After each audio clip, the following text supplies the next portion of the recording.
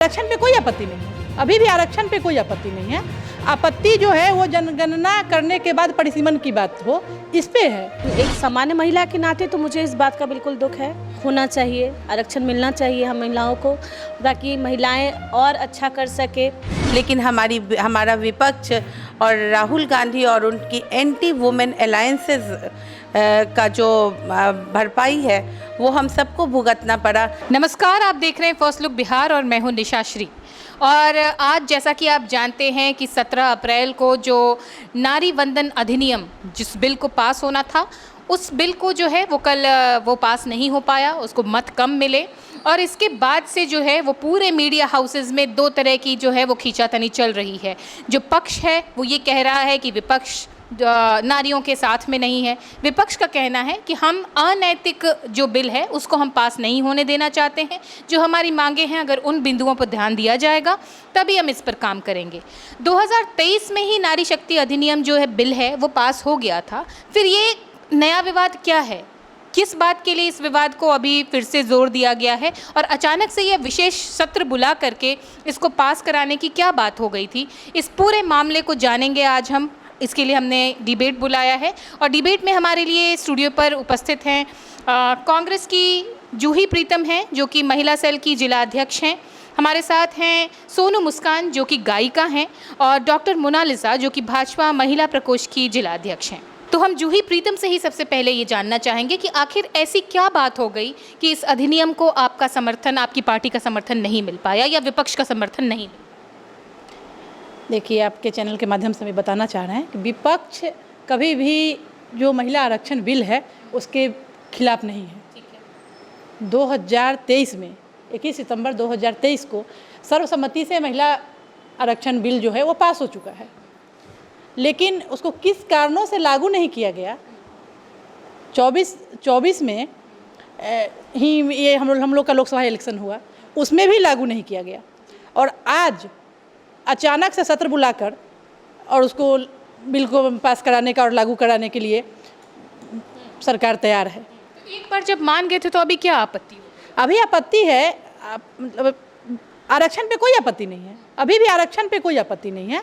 आपत्ति जो है वो जनगणना करने के बाद परिसीमन की बात हो, इस पे है। परिसीमन पे आपत्ति है हम लोगों का।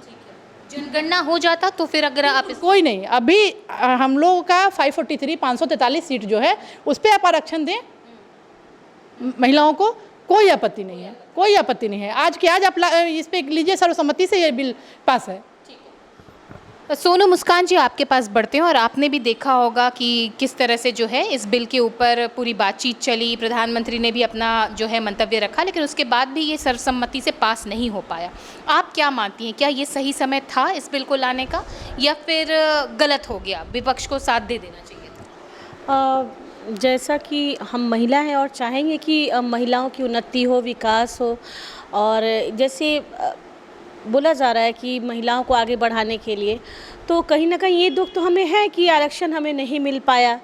तो एज अ मतलब एक सामान्य महिला के नाते तो मुझे इस बात का बिल्कुल दुख है। होना चाहिए, आरक्षण मिलना चाहिए हम महिलाओं को, ताकि महिलाएं और अच्छा कर सके। जैसा कि मैंने सुना है कि 543 सीट बढ़ा के 852 शायद, तो इसके लिए हम चाहेंगे कि महिलाओं को ये 850 ये सीटें मिले, सीटें बढ़े। डॉक्टर मोनालिसा से जानेंगे कि आखिर इस वक्त में क्या हड़बड़ी हो गई थी, क्यों जनगणना तक वेट नहीं किया सरकार ने? देखिए, सही काम के लिए कोई वक्त निर्धारित नहीं होता है। अच्छा काम हमेशा के लिए, जो अच्छा काम होता है उसके लिए हर वक्त अच्छा होता है। हमारी भारतीय जनता पार्टी की ही सरकार ने 23 में इस बिल को सर्वसम्मति से पास करवाया था और 2029 के इलेक्शन से पहले परिसीमन हो। और ये बिल अकेला सिर्फ महिला आरक्षण, नारी शक्ति वंदन का बिल नहीं था, साथ में ये परिसीमन का भी था।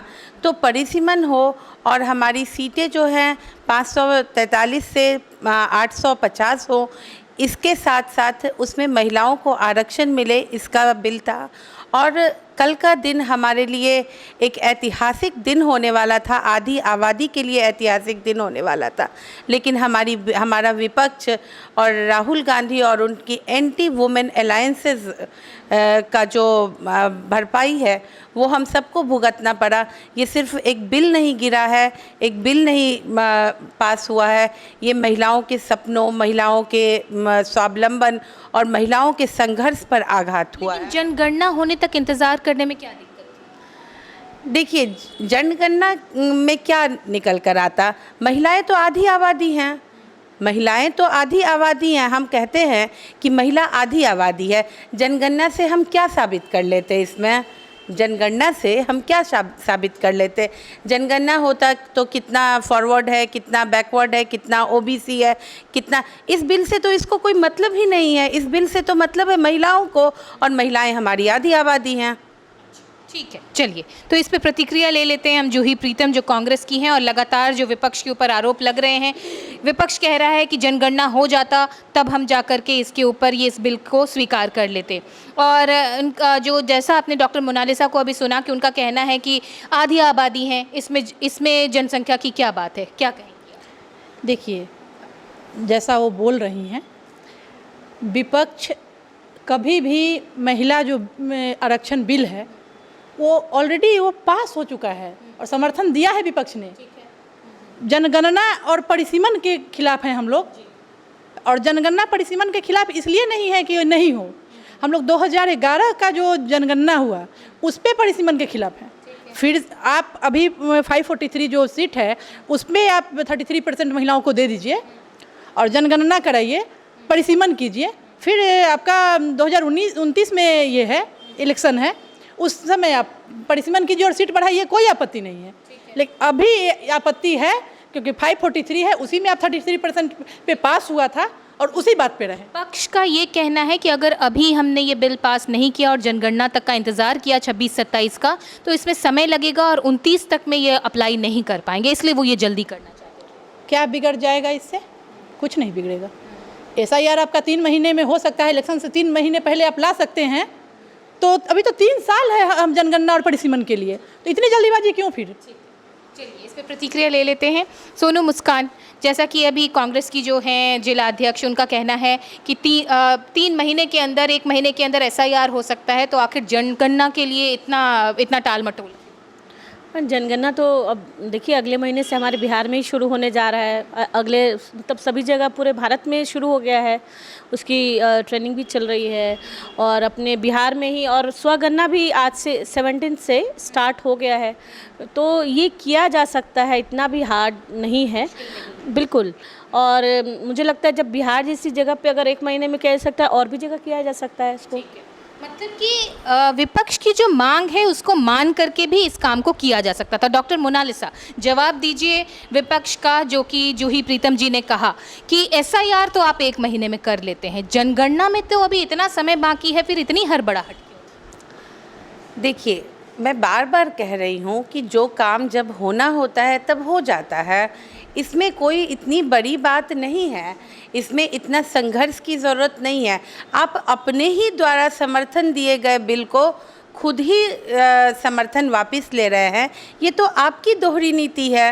आपने 2023 में जब समर्थन दिया तो आज क्यों उसको वापस लेना? आज क्यों? इससे जनगणना से मेरा पूछना है कि जनगणना से फ़र्क क्या पड़ता है? जनगणना क्यों? किस बात की जनगणना? जब हम बार बार मैं कह रही हूँ, जब हम आधी आबादी हैं तो आधी आबादी के लिए ये आरक्षण है। ये आरक्षण की भूमियारों की संख्या 10%, राजपूतों की संख्या 12% और OBC की जनसंख्या 45%, इस पर तो ये आरक्षण है नहीं। ये आरक्षण आधी आबादी के लिए। तो जनगणना से इस बात का फ़र्क क्या पड़ता है? आप जनगणना को ही बेबुनियाद बता रही हैं और इसलिए आपको लग रहा है कि इसकी कोई ज़रूरत नहीं थी और ये भी पास हो जाना चाहिए था, क्योंकि ये महिलाओं के लिए है विशेष रूप से। जूही प्रीतम जी, जवाब दीजिए इस बात का कि आखिर जब से केवल महिलाओं के लिए ये बिल पास होना था, तो फिर पूरी जनसंख्या को आप क्यों काउंट करना चाहती हैं? बिल्कुल, जब महिलाओं के लिए ही इस बिल को पास होना है तो ऑलरेडी पास है। 2023 में ही पास है, तो फिर 2011 के जनगणना को क्यों उठाया जा रहा है, उसके हिसाब से परिसीमन क्यों किया जा रहा है? तो आप उसको साइड कीजिए और लागू कीजिए, विपक्ष आपके साथ है। ठीक है, आज कीजिए, अभी से हम लोग साथ हैं। आप परिसीमन इसके साथ शामिल किया जा रहा है उस चीज़ के खिलाफ? बस हम लोग परिसीमन के खिलाफ हैं, हम लोग आरक्षण के खिलाफ नहीं हैं। अगर आप और जो है वो जो पक्ष है, जो सरकार है, वो लगातार विपक्ष के ऊपर ही हमलावर है, और जैसा कि मोदी जी ने लोकसभा में कहा भी कि अगर विपक्ष विरोध करती है इस बिल का तो उनको फ़ायदा होगा। अब आपको क्या लगता है, जब इसका विरोध हो चुका है, बिल अब अटक चुका है, तो अब क्या फ़ायदा होने जा रहा है सरकार को इससे? देखिए, सरकार विपक्ष को बदनाम करने के लिए अभी हमारे रिसेंट अभी चुनाव है, बंगाल में चुनाव है, अभी असम में चुनाव, लगातार चुनाव चल रहा है। ये महिलाओं में, जैसे हमारे यहाँ अभी बिहार में नवंबर में चुनाव हुआ, चुनाव से पहले आपका SIR आया, वो हुआ, चलो कोई नहीं, फिर आपको महिलाओं को 10,000 रुपया दिया गया जीविका दीदी के द्वारा, तो उससे वोट बैंक महिलाओं का इधर सत्ता पक्ष को गया। अभी इसको लाने का सीधा है कि भाई जहाँ भी महिलाएं हैं, महिलाएं आक्रोशित होंगी, विपक्ष को ये लोग बदनाम करने के लिए लाए हैं कि विपक्ष ही बदनाम हो, और वहाँ पे हमको सीधा अभी के चुनाव में लाभ मिले।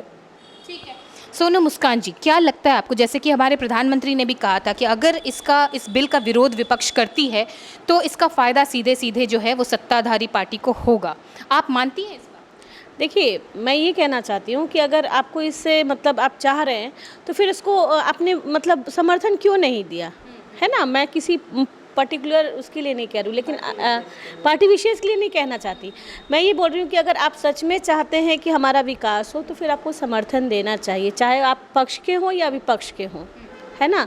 और फ़ायदा होगा तो दोनों तरफ की महिलाओं को होगा, ऐसा तो नहीं है कि कहीं अलग से किसी को। कह रही हैं कि हम जो अधिनियम है, जो आरक्षण है, उसके खिलाफ नहीं है, लेकिन परिसीमन को इसमें शामिल नहीं किया जाए। देखिए, मुझे तो लग रहा है यहाँ क्रेडिट लेने वाली बात हो रही है कि शायद मोदी जी लाएंगे तो मोदी जी को मिल जाएगा, और हम तो आप जब जान रहे हैं कि अगर मेरे यहाँ विरोध करने से मैं पब्लिक की नज़र में विलेन हो जाऊँगा या मेरा विरोध होगा, तो फिर आप, लेकिन आपको ये भी सोचना चाहिए कि हमारा देश, हमारे देश के बारे में, फर्स्ट ऑफ ऑल हमारा देश, हम जिसमें रहते हैं, हमारी महिलाएं, हम लोग सब हैं, तो हमारे लिए क्या बेहतर है ना?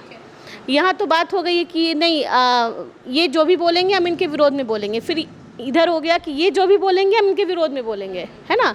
तो उसमें तो बीच की महिलाओं का तो कहीं ना कहीं हानि है। यहाँ कहीं ना कहीं महिलाओं की हार हो रही है। ठीक है, इसमें पहले जूही प्रीतम जी से ही प्रतिक्रिया ले लेते हैं। कहीं मोदी विरोध में तो ये बिल का विरोध नहीं चल रहा? बिल्कुल नहीं, बिल का विरोध मैं बार आपको बता रही हूँ कि बिल का विरोध हमने कभी नहीं किया है, हमारी पार्टी ने कभी नहीं किया है। बिल, हम लोग महिला आरक्षण बिल के साथ हैं। हम लोग परिसीमन के, अभी जो 2011 के जनगणना के हिसाब से जो परिसीमन हो रहा है, 2011 परिसीमन को परिभाषित कर दीजिए हमारे दर्शकों को। देखिए, परिसीमन जो है, जनगणना जो है, जनगणना होने पे सबका, सभी वर्ग का जो एक दायरा होता है, भागीदारी फिक्स हो जाएगा, जिसकी जितनी भागीदारी उतनी हिस्सेदारी।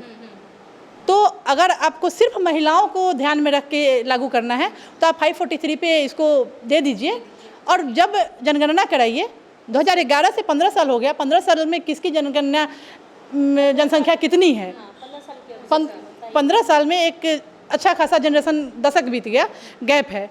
तो आप 2 साल का, 3 साल का टाइम है, अभी 26 चल रहा है, 26 का आधा आपका मई आने वाला है, तो 26 का भी 6 मंथ है आपका, 27 है, 28 है, 29 में आपका 2.5 साल 3 साल ही बचा हुआ है पूरा। तो आप आराम से जनगणना कीजिए, परिसीमन कराइए, फिर उसको उसके हिसाब से फिर हिस्सेदारी दीजिए।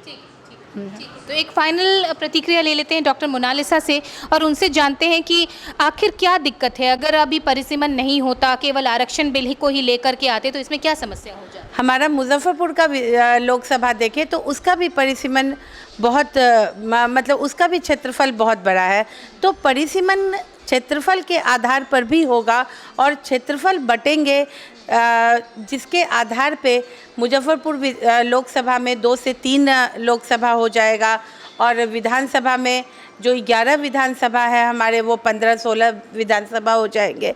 तो परिसीमन से क्या दिक्कत है? परिसीमन वर्गों के आधार पर नहीं होगा। एक बात बताइए, हम हमारे जो प्रधानमंत्री हैं उन्होंने पहले ही कहा था कि अगर विरोध होगा तो उनको फ़ायदा होगा, तो क्या इसी फ़ायदे के लिए ही इस बिल को इस वक्त में लेकर के आए?